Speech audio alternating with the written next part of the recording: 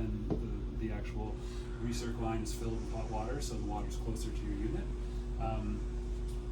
Around the corner here is what's called an inline water heater. So if it was -30 outside and the heat pumps weren't working, then you have an inline electric boiler, which is more than sufficient to heat all the water in the house. The problem that we were having with the inline heater, there was a valve that was malfunctioning and not allowing this swing tank to maintain its proper temperature. But anyways, it's been fixed. Have we figured out why physio and optometrist on the first floor don't have yet very hot water, but the dentist does? They all have hot water. It just takes longer for the hot water to get there. Okay. And that was all explained to them at the outset. And they were given the option to have their own hot water tanks in their units to boost up their hot water, or like they do in Europe, they do hot water on demand underneath at the point of where you need your water. All those things are options, and they can still be options for them. For them. I just wondered why, because I know we had a problem with water, and it wasn't until recently that we don't. Yeah. And that improved the dentist's office hot water system, but not the optometrist and the physiotherapist. Yeah, I think that wouldn't be true. Well, that's what I thought. That's their perception. That's their perception. Okay. Yeah. Probably they use less water. Pardon? Probably they use less water in those two offices. And also the big challenge is it's the distance, and it's also that there's regulation on low flow faucets, and hot water works on the flow capacity. So in terms to get hotter water quicker, you need a higher flow. But when you have a faucet that's only letting out 40% of the actual flow, it never gets enough juice to get going. So it just takes a really long time for the hot water to get there. And the dentist's office, one time when I was there, she was asking me about it, as if I know. And this was a while back, and I said, well, how hot do you need your water? And she said, oh, we need it boiling for some denture thing they do. And I said, well, you're never going to get it boiling. Well, and that was at the we discussed that before they even moved in, and we said if you need boiling water, you're going to need a hot water on demand at the source where you need it. Just like where you have a little hot water for tea at your counter in some houses, right? Where you push the tap and it comes out boiling. Yeah. That's what they decided. And Shane just said, I think we'll just go without it and just see how it goes. The European systems work really well. I know I stayed in Puerto Rico with a friend, and they have those same on-demand systems. You flick a switch, 15 minutes later, you're and ready to go. The same manufacturer that made our big 36 kilowatt one, they make little tiny box units that go underneath. And you'll see them like on the ferry going across Arrow Lakes and stuff. Like they're underneath, and they're just a little box. And or you see them in Vietnam, in the bathrooms, and in pretty Brazil. much everywhere very in the common world except for everywhere. North Yeah. America. Right. Yeah, very Not common. so much like on demand. Yeah. I mean, areas where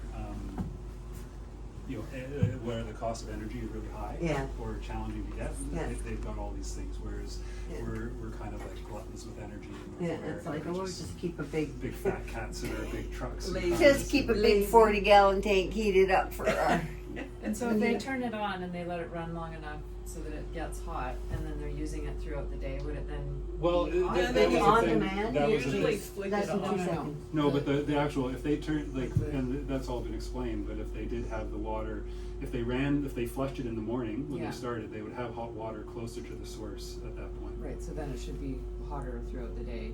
Right, okay. Okay, easy fix. I just didn't know if it was still going to be a problem because Yeah. it came up. So Now we know. now we know. And what else came up? Are we almost out of your time? Now? Are we? No, it's fine. So I mean, we have, it's a 600 volt 3-phase electrical system. Some of the equipment up here runs on 240 volts, so this is a transformer which produces the voltage to run some of the equipment up here. For what you're looking at for all these pipes, this is all the HVAC distribution. Every suite has a supply and exhaust completely dedicated to your condo, so there's no mixed air, and all the unit numbers are labeled here. There's a fire damper and a balancing damper. on every unit, and then on every diffuser within your units, there's fire dampers just behind that inside, which is all code.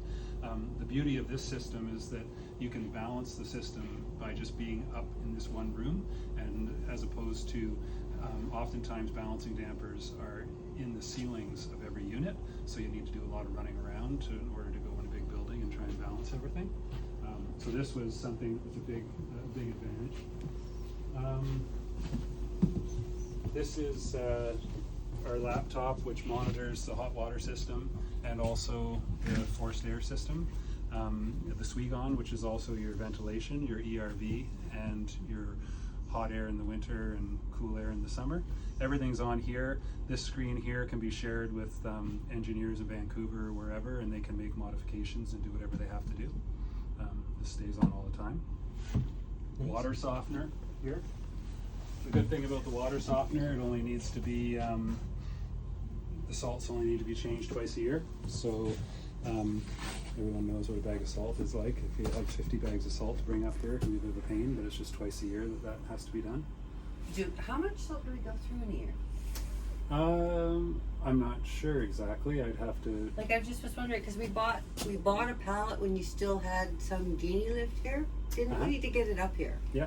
To make it easy, and so they said, do you want to buy a pallet and save the up and down? I thought Right. that was for a year's supply. But Yeah, a pallet should do, I would imagine, I'd be guessing, Okay. but I'd imagine it'd be a year's supply. So next year we're gonna have to worry about getting it up here.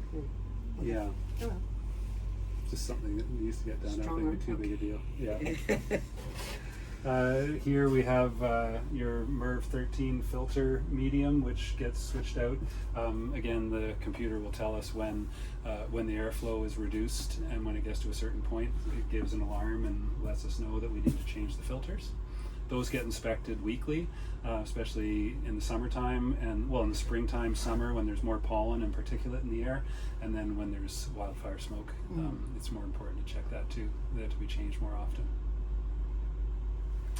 Did you want to look outside? Yeah. That's one of the Sanko water heaters over there. So that's air to water heater. So it takes all the warm air out of here and produces cold air, so it keeps the room at a nice temperature, and it uses that to heat the hot water. This is cool.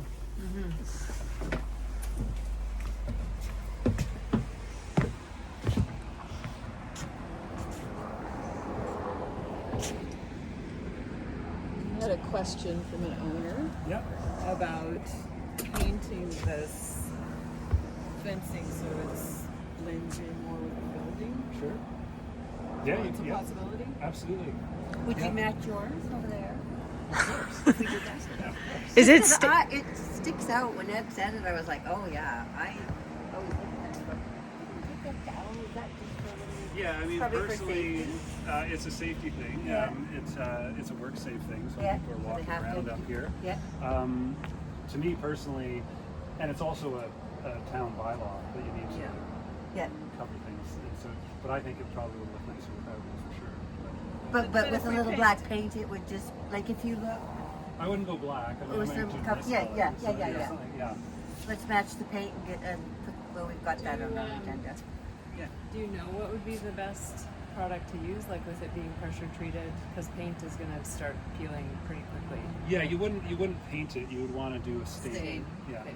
yeah. You'd want to do like an SDF stain, like the siding deck fence stain, they call it. Yeah. Yeah, you just tell, if you go to Golden Installations and tell them that you're doing outdoor pressure treated fence, Yeah.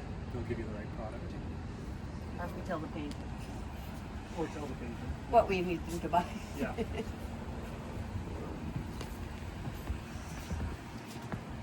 So this is the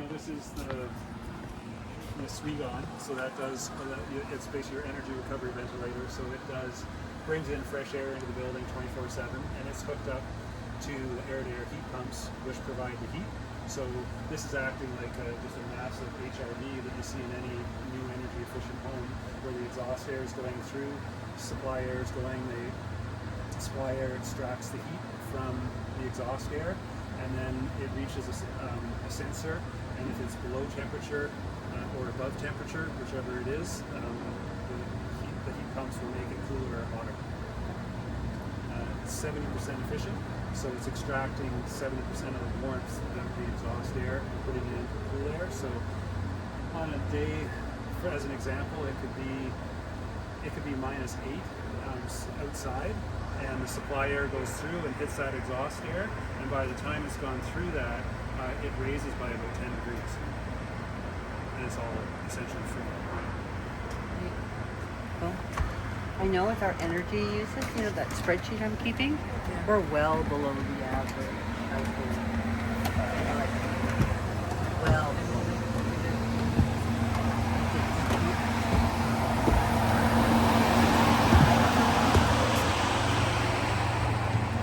Because I think because the building, like you said, because it's so efficient, once you Yeah. get it to temperature, it stays there easily.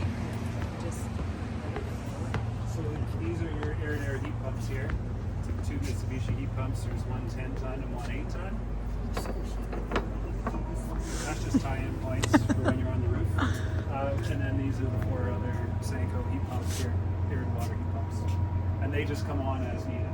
So only 3 of them on right now. You're getting lots of good photos of our Video. video. She's doing video. Beautiful view up here. Yeah. There isn't really a bad view. You know, if you look straight out at the mountains and don't look at the